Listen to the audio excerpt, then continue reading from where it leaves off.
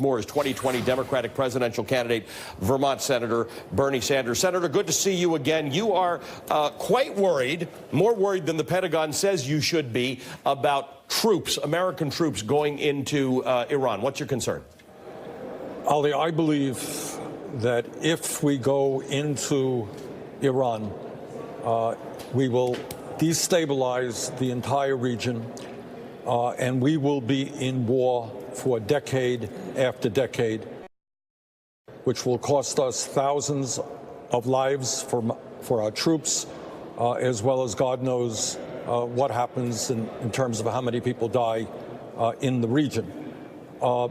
It is almost impossible to imagine that after the horror of the war in Iraq, when we were lied to by the Bush administration, and one of the leading architects of that war, by the way, was this very same John Bolton, who remains one of the few people in the world who actually thinks today that the war in Iraq was a good idea, that we would once again go to war in that region. So what I am working hard on is to continue the work that I and some conservative Republicans did, and that is to remind Congress and to remind the President that it is the U.S. Congress under our Constitution, not the President, who decides when we go to war. So we're looking now to get 51 senators and a majority in the House to say to this President, you are not going to war in Iran or any place else without congressional authority, and we ain't going to give you that authority. But it was Congress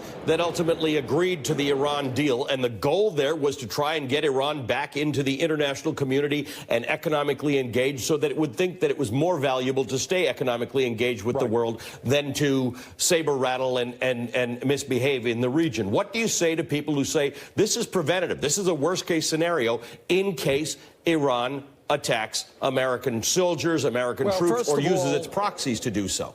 First of all, Ali, you will remember how we got into the Vietnam War through the Gulf of Tonkin resolution, and it turns out that the so-called attack in the Gulf of Tonkin did not actually take place. It was based on a series of lies.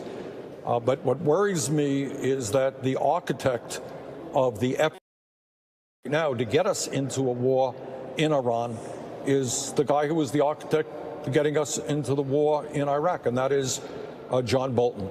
So, you know, I worry about provocations on the part of the United States against Iran, and I worry very much that this thing could flare up.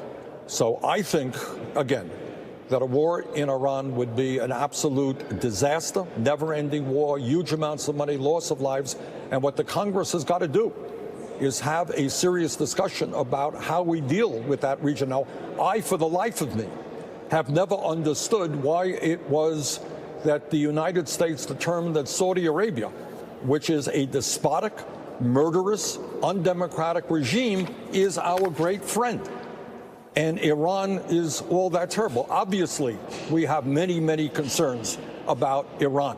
But let me tell you, Iraq is not, one of the great humanitarian regimes on this planet. The function of the United States, the most powerful nation on earth now, and our president, should be to bring Iran,